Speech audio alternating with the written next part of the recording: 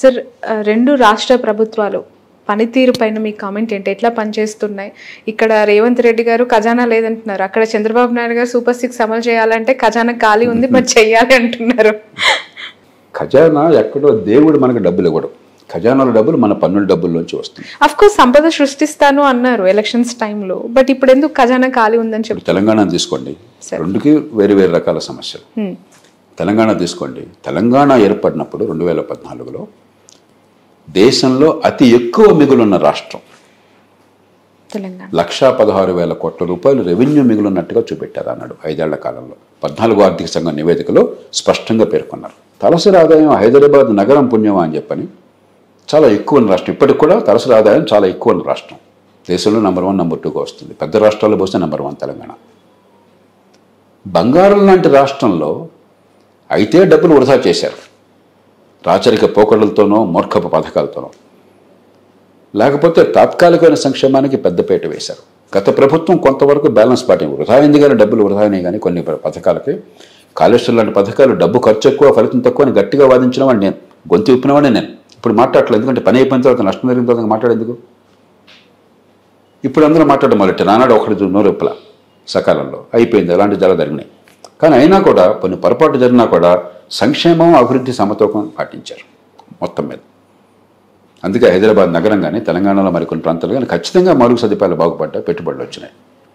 ఇప్పుడు కాంగ్రెస్లో అధికారం రావాలని చెప్పని అడ్డగోలుగా కొన్ని కొత్త హామీలు ఇచ్చేశారు. నిన్న మొన్న పత్రికల్లో చూస్తే 31,000 కోట్ల రూపాయలు అప్పు తీసుకొచ్చి అప్పులు తీరుస్తున్నారు. మేము ప్రపంచంలో అనితర సాధ్యమైన రీతిలో అద్భుతాన్ని సాధించామని ప్రకటన తెచ్చుకుంటున్నారు. ఏ సంకేతం ఇస్తున్నాం మనం? నేను నిర్మోహటంగా అడుగుతున్నాను, ఏ సంకేతం ఇస్తున్నాం మనం?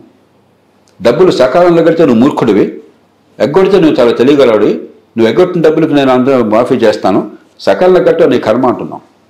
ఎలక్షన్ల ముందు మీకెందుకు రుణాలు తీసుకోండి, ఈ నాయకులు చెప్పారు, రుణాలు తీసుకోండి మేము రాగానే మాఫీ చేస్తామని చెప్పారు. ఇదే మన సమాజంకి ఇచ్చే సంకేతం? ఏ రకంగా ఈ సమాజాన్ని పనికొస్తుంది చెప్పండి, గుండె చేసి చెప్పండి నాకు. రేపు పొద్దున మళ్ళీ రైతులకు రుణాలు అనుమతిస్తాడా? ఈ రైతులంతా అవసరమైతే మార్కెట్లోకి వెళ్ళి హెచ్చు వడ్డీలకి, యుజూరియస్ రేట్స్కి ప్రైవేట్ దగ్గర రుణాలు తీసుకోవాలి. అవి కట్టకపోతే మళ్ళీ ఇంకొక ప్రాబ్లం. కాబట్టి మనం రైతుల పేరు చెప్పి రైతుల భవిష్యత్తు ధ్వంసం చేస్తున్నాం, సమాజాన్ని నాశనం చేస్తున్నాం, ఆర్థిక వ్యవస్థని పతనం చేస్తున్నాం. ఒక ఉదాహరణ ఇది. కాబట్టి ఈవేళ తెలంగాణలో తెచ్చిపెట్టుకున్న సమస్యలు స్వయంకృతాపరాధము.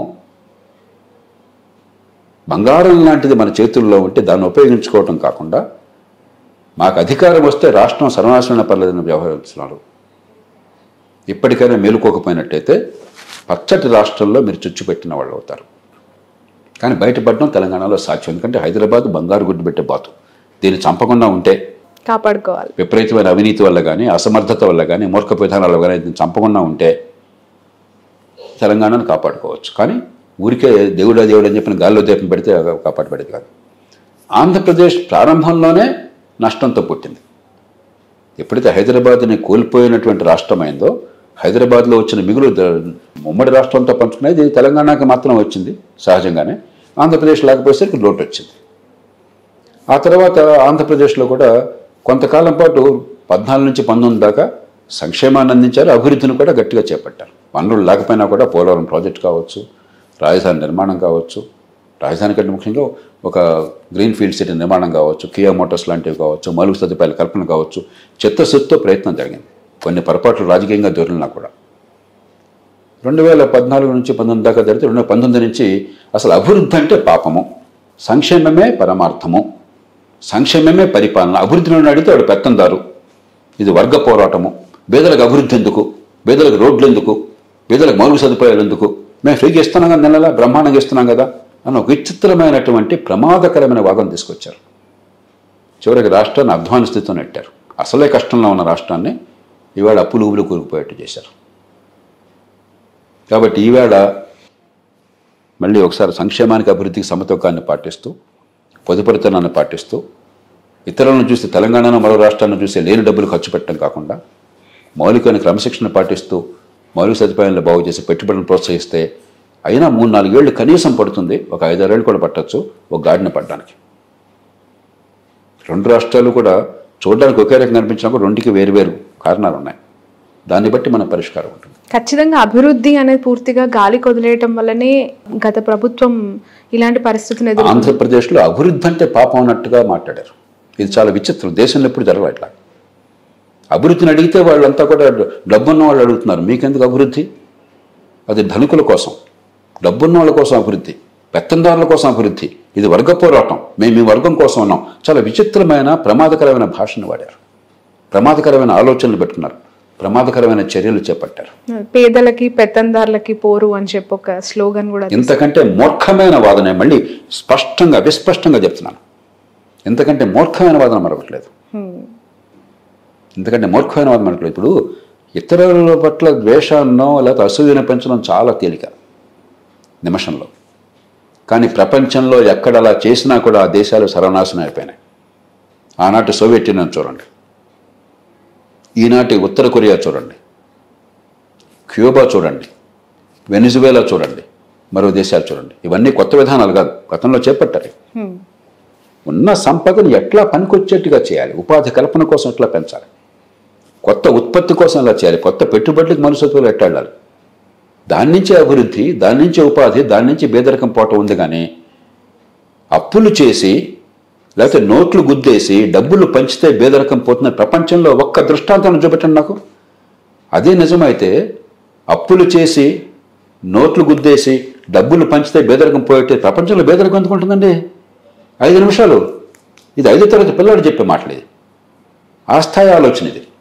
పాపం పిల్లలకు తెలియక డబ్బులు అదే పనిగా ముద్రించేసి పనిచేస్తే బెదరగా పోతుందని అనుకుంటారు. పిల్లల విషయంలో అనుకోవటం ఆశ్చర్యపడినాం.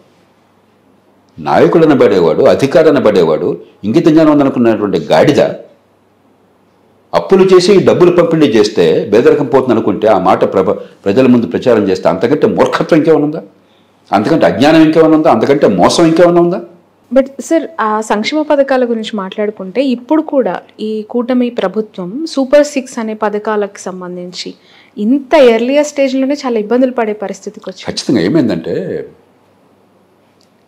రాజకీయంగా మీరు ఊబిలో కూరుకుపోయిన తర్వాత సంక్షేమం అనేది అందించకుండా ఓట్లు అసాధ్యమైన పరిస్థితి వచ్చిన తర్వాత సంక్షేమాన్ని కాదు అన్న, అందుకే సంక్షేమం వద్దని అంటలా. కానీ సంయమనాన్ని పాటించండి, పొదుపరితనాన్ని పాటించండి, ప్రజలకు వాస్తవాలు నచ్చ చెప్పండి.